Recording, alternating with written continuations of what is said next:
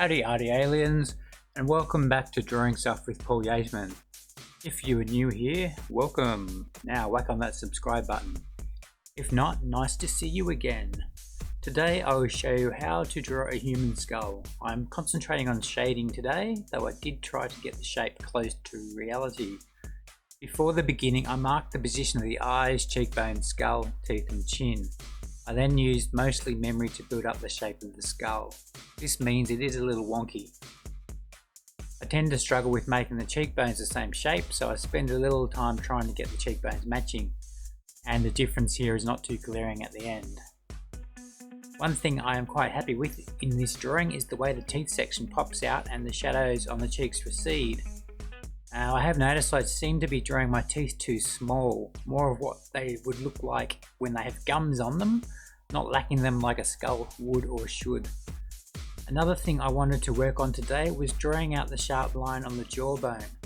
I penciled in where the sharp line goes and I intended to leave it white as I drew, and it got a bit muddy during my anatomy study, probably with all the shading and blending.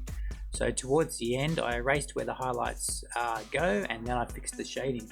And I think that turned out quite well on the skull's left. That's the right side of the skull as we look at it. Most of my sketch was carried out using HB leads, either mechanical or traditional pencil. And towards the end of this piece I use a 6B for shadows, as that is the first B pencil I picked up out of my kit. And I go a bit dark to the left of the drawing, but overall the 6B pencil I think adds to the drawing. And I tried to add shadows around the teeth and also the nasal cavity, which helps with bringing out the 3D sort of look of the thing.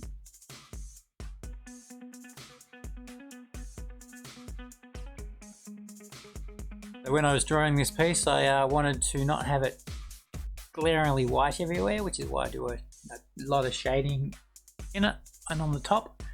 And as we're doing the shading here, I think it really brings out the central face bit, which is what I said before. So yeah, for this section of my drawing I wanted to do some really quick skull sketch studies where I began with the skull, added muscles to the next one, and then for the final skull had it all fleshed out, so to speak, with skin and eyes and hair. As these skulls are about 3 by 2 centimeters, there wasn't much room for detail, so I needed to economize my lines to get the forms down on paper. And despite wanting to start with the skull, I started with the muscles. And the muscles here were applied fairly haphazardly, but good enough for the size and intended detail of the drawing.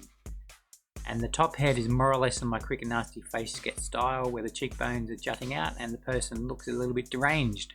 So here's the final skull study scanned in. In doing this skull, the little holes in the cheeks were especially handy to inform where the bone formations and thus shadows went.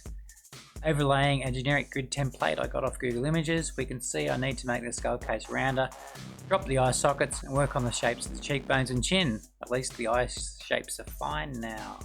Still, it's a huge improvement on what I would have drawn at the start of the month. Anywho, if you found this interesting, informative, entertaining, etc., subscribe, like and share far and wide.